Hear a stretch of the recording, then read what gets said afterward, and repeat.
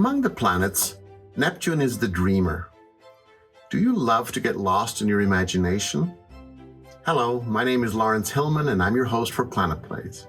I bring you astrology for the savvy. Today we are talking about the astrological meaning of the planet Neptune. How can you learn from this dreamy inner part of yourself? Because of its blue coloration, Neptune was named after the Roman god of the sea. In astrology, Neptune represents our inner dreamer. There are times when all of us are lost in our dreams, when reveries and imagination take over and we find ourselves in other worlds. Our inner Neptune gives us the gift of entering these other imaginal places. We do this by penetrating the veil that keeps us in the three-dimensional world as we transcend into other realities that are just as real. Now, while we all have Neptune within us, some people have easier access to this part of themselves than others. This does not always work out for them so well. For instance, have you ever been told, quit daydreaming and get back to doing what you're supposed to do?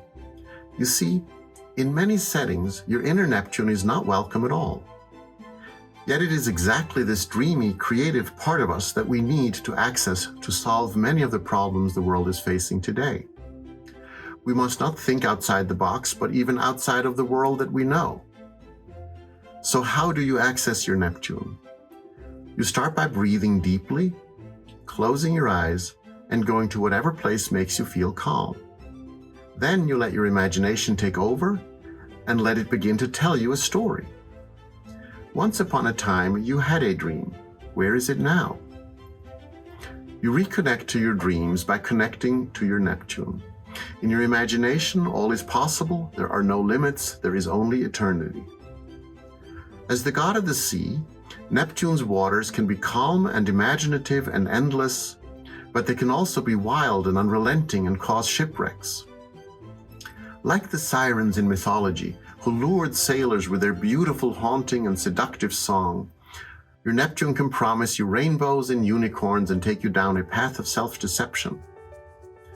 When you connect with your Neptune, you can find out if your dreams are practical or if you are living in a fantasy world that is disconnected from the tangible world. We all need both, and the more you know your Neptune, the better you can move in and out from behind the veil. When you learn to trust that your imagination already has answers for you, then you can travel down your road with faith, even when you're unsure where it leads. This is trust. Trust that your path is in the universe's hands and is meaningful and will lead somewhere. For Neptune shows you how much faith you have.